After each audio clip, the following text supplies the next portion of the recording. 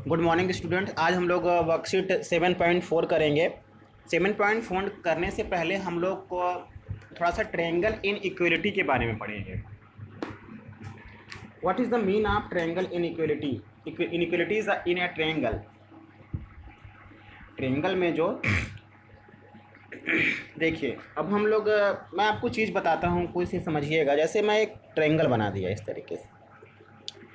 इस ट्रायंगल में ये रहा ए, ये रहा बी, ये रहा सी, ये साइड 6 सेंटीमीटर, ये 7 सेंटीमीटर और ये 5 सेंटीमीटर। अगर आपसे कोई पूछ दे कि इस ट्रायंगल को देख के आप बताइए भाई साहब कि सबसे बड़ा एंगल कौन सा होगा, तो आप बिना मेज़रमेंट किए तो बता नहीं सकते सबसे बड़ा एंगल कौन सा होगा। तो लेकिन मैं आपको बता देता हूँ, एक प्रॉपर्टी होती है, थ्योरम भी होता है, उसी से आप ये बता सकते हैं कि कौन सा एंगल सबसे बड़ा होगा।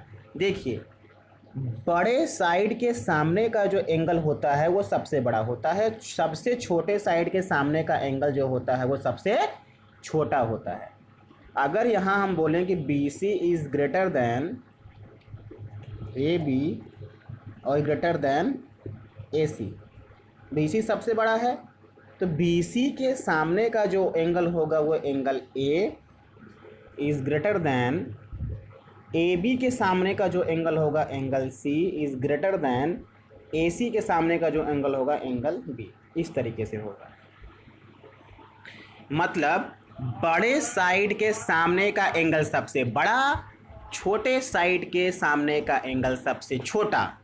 ठीक उसी तरीके से जैसे अब आपसे कोई अगर ये पूछ दे कि भाई ये एंगल 70 डिग्री, ये 80 डिग्री और ये 30 डिग्री,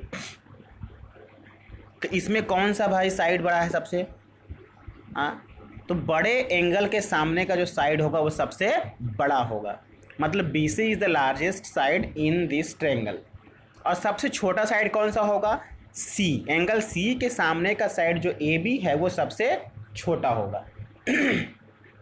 ये हो गया। ये बहुत इम्पोर्टेंट है, पेपर में आता है।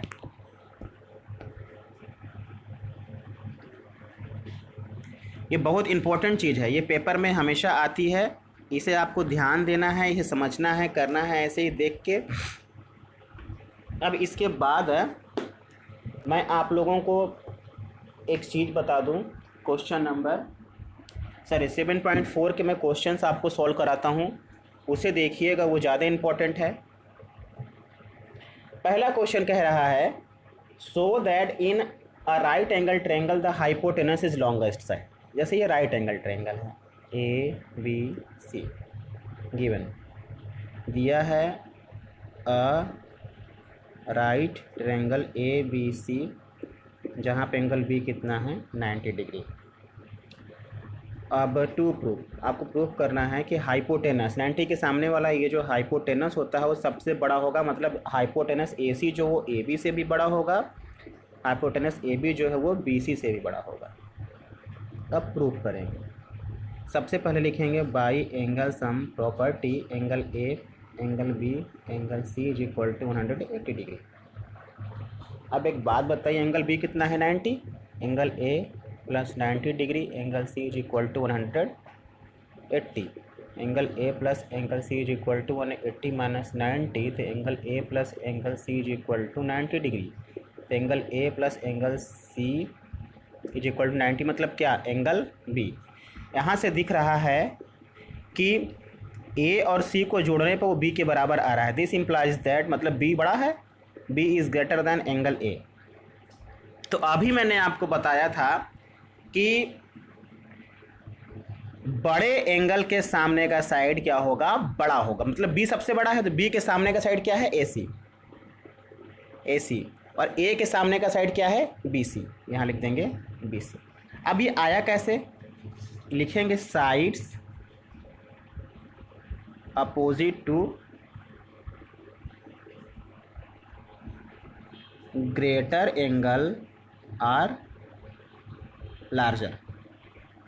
Side opposite to greater angle are larger मतलब वो साइड्स जो ग्रेटर एंगल के सामने का होगा वो क्या होगा, बड़ा होगा। सिमिलरली इसी तरीके से ये एंगल बी जो है वो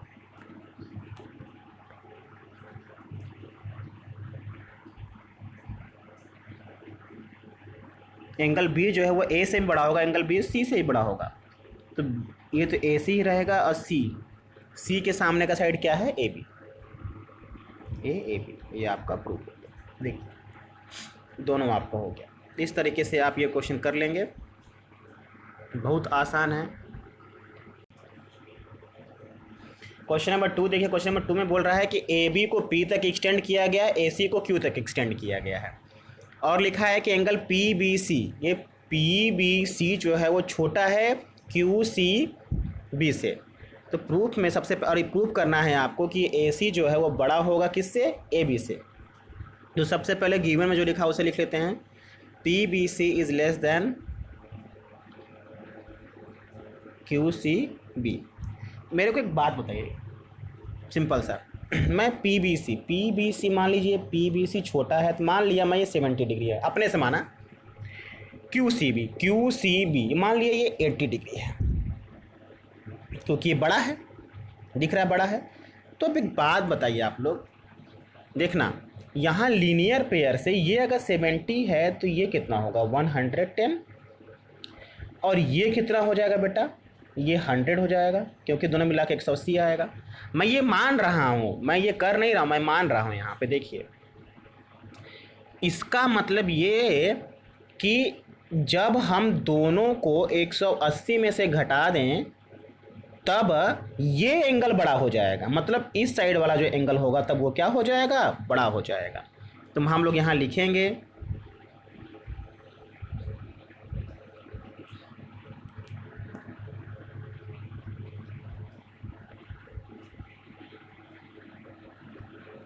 subtract both sides from 180।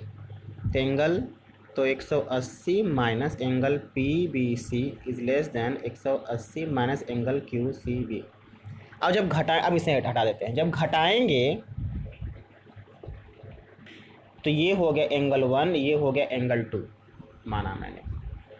तो पी बी सी में को अगर 180 में से, मतलब 180 मतलब ये पूरा, इस पूरे में से अगर पी बी सी को माइनस करेंगे तो क्या आएगा, एंगल 1 आएगा ना, एंगल 1। और यहाँ पूरे को, इस पूरे को क्यू सी बी में से माइनस कर रहे हैं, 180 में से क्यू सी बी अगर माइनस करेंगे तो एंगल 2 आएगा। एंगल 2 ये हुआ कैसे, बाय लीनियर पेयर। ठीक, अब देखिए, अब ये 1 जो है, अब यहाँ पे छोटा नहीं रहेगा, ये छोटे का साइन हट जाएगा, ये किसका साइन आ जाएगा, बड़े का साइन आ जाएगा। ठीक, क्योंकि 180 में से दोनों को क्या किया गया है, माइनस किया गया है, इसीलिए अब ये बड़ा हो गया। अब बड़ा हो गया तो अब एंगल 1 के सामने का साइड क्या है, ए सी, बड़ा हो जाएगा। एंगल 2 के सामने का साइड क्या है, ए बी। यहाँ पे बाई थ्योरम लिख दीजिएगा। इस तरीके से आप इन दूसरे क्वेश्चन को भी क्या कर सकते हैं, सॉल्व कर सकते हैं। देखिए बहुत आसान है, ईजी है, इसी तरीके से करना है, बहुत समझ के करिएगा। ये अच्छा यहाँ पे लिखेंगे क्या, मैंने तो थ्योरम लिख दिया, आप क्या लिखेंगे, लिखेंगे sides opposite to greater angle are larger.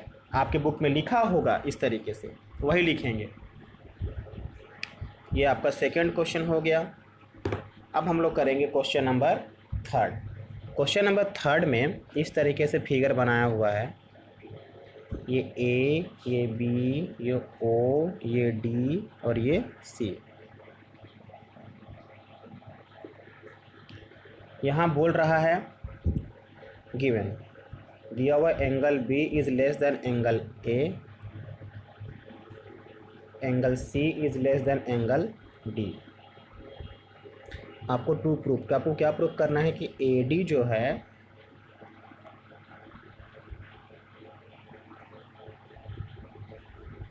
जो है वो बी सी से क्या होगा, छोटा होगा। तो प्रूफ में आते हैं, लेंगे in triangle AOB, AOB, angle B is less than angle A। B जो है वो A से क्या है, छोटा है, तो B के सामने का साइड क्या है, OA। A के सामने का साइड क्या है, OB। ये कैसे हो गया, sides opposite to greater angle are larger, इस तरीके से लिख दीजिएगा बाई थ्योरम। मैं थ्योरम लिख देता हूँ, ये इक्वेशन फर्स्ट हो गया। अब लिखेंगे नाउ इन ट्रायंगल COD में angle C is less than angle D, तो C के सामने का OD और D के सामने का OC, यहाँ लिखेंगे बाई थ्योरम। ये इक्वेशन 2। अब इन दोनों इक्वेशन को आप क्या कर दीजिए, ऐड कर दीजिए। लिखिए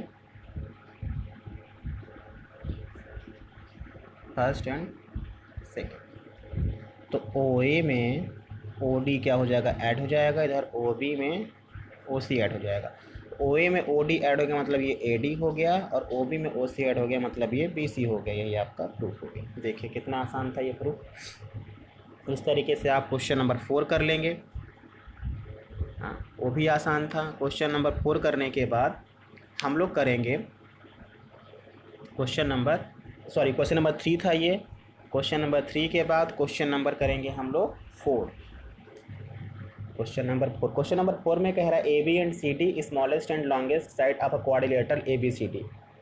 थोड़ा सा बड़ा क्वेश्चन है, बहुत ध्यान से देखिएगा। इस तरीके से बनाया है, AB, ये रहा C, ये रहा D। ABCD are respectively the smallest and longest side of a quadrilateral. आप इसे क्या करिए, ज्वाइन कर दीजिए ऐसे। और सभी जगह एंगल का नाम लिखिए। यहाँ पे ये एंगल 1, 2, 3, 4, 5, 6, 7 और ये 8, इस तरीके से given AB and CD are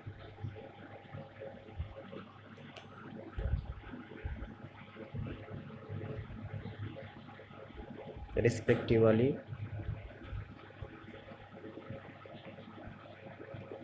smallest and longest side of quadrilateral ABCD। To prove, क्या प्रूव करना, angle A is greater than angle C, angle B is greater than angle D। अब प्रूफ देखिए, सबसे पहले आप मेरी बात सुनिए ध्यान से। ए पे कौन कौन सा ट्रायंगल एंगल आ रहा है, 1 और 8। C पे कौन सा आ रहा है, 4 और 5। मतलब 1 और 4 से बनने वाला ट्रायंगल कौन सा है, ABC। 8 और 5 से बनने वाला ट्रायंगल कौन सा है, ADC। यही दोनों ट्रायंगल लेके आप इन इक्वलिटीज इन अ ट्रायंगल का रूल फॉलो करेंगे। तो कौन कौन सा ट्रायंगल लेंगे बेटा, इन ट्रायंगल ABC। आप बताइए, AB सबसे छोटा है ना, तो AB जब सबसे छोटा है तो AB जो होगा वो सबसे छोटा होगा।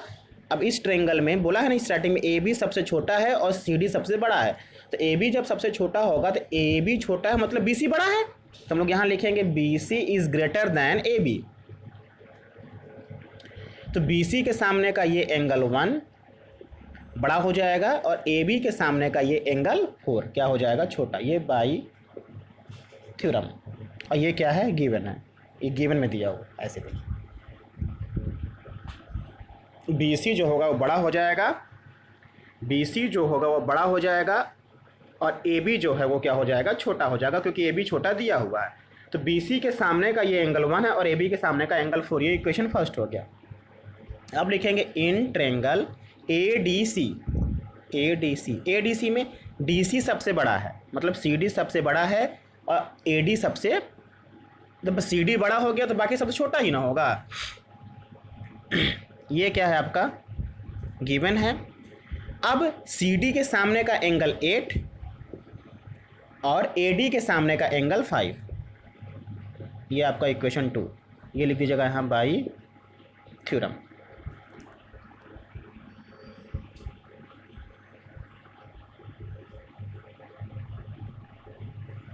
अब हम लोग लिखेंगे by adding equation first and second, दोनों को जोड़ देंगे।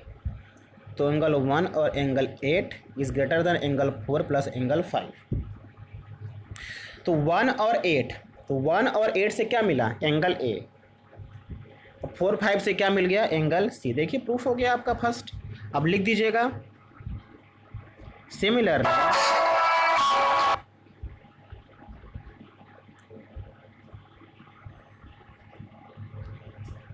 सिमिलरली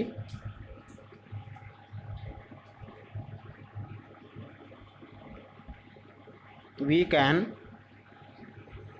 प्रूव दैट, हम प्रूव कर सकते हैं angle B is greater than angle D. आप लोग को समझ में आ गया होगा। ये आप लोग का क्वेश्चन नंबर कौन सा हो गया? ये आप लोग का क्वेश्चन नंबर 4 हो गया। अब हम लोग करेंगे क्वेश्चन नंबर 5। क्वेश्चन नंबर 5 में कह रहा है कि पी क्यू आर, ये पी क्यू आर है यहाँ पे, ये यहाँ से ऐसे है, ये यस बोल रहा है, गिवन है P R is greater than P Q और P S bisect angle Q P R. Q P R को पी एस बाइसेट मतलब ये एंगल 1 और ये एंगल 2 आपस में क्या हो सकता है? इक्वल हो सकता है, बाइसेट करेगा। तो अब टू प्रूफ, क्या प्रूफ करना है आपको? Angle P S R is greater then P S Q. ये पी एस आर जो है, ये वाला एंगल जो है वो बड़ा होगा पी एस क्यू, इस वाले एंगल से। तो सबसे पहले हम लोग क्या काम करते हैं कि यहाँ पे बहुत ध्यान से प्रूफ, गिवन में क्या लिखा है? P R is greater then P Q. ये बड़े वाले ट्रायंगल में ले लेते हैं। तो पी आर के सामने का ये एंगल क्यू बड़ा होगा पी क्यू के सामने का ये एंगल आर, एंगल आर। अब देखिए यहाँ पे लिखेंगे, ये एंगल आ गया ना। अब एंगल अब हम लोग प्रूफ किए तो लिखेंगे angles opposite to larger sides are greater, मतलब एंगल बड़ी साइड के सामने का जो एंगल होता है वो बड़ा होता है। इस तरीके से लिख देंगे हम लोग। अब देखिए Q और R हो गया, तो एंगल यहाँ फिर से लिख देता हूँ मैं उसी चीज़ को, angle Q is greater than angle R। ये 1 2 तो आपस में बराबर है क्योंकि ये बाइसेक्ट कर रहा है, लिखा है ना P S bisect angle Q P R। तो अगर दोनों से एक साइड में एंगल 1 और एक साइड में एंगल R को मैं एंगल 2 को जोड़ दूँ तो कोई दिक्कत तो है नहीं, क्योंकि एंगल 1 और एंगल 2 आपस में क्या है? बराबर है। अब यहाँ लिखेंगे by exterior angle property. Exterior angle property से Q और 1 को अगर मैं जोड़ूंगा तो क्या ये पी एस आर के बराबर होगा? होगा, एक्सटीरियर एंगल प्रॉपर्टी से। और 2 और Q को अगर 2 और R को जोड़ूंगा तो वो पी एस क्यू के बराबर होगा।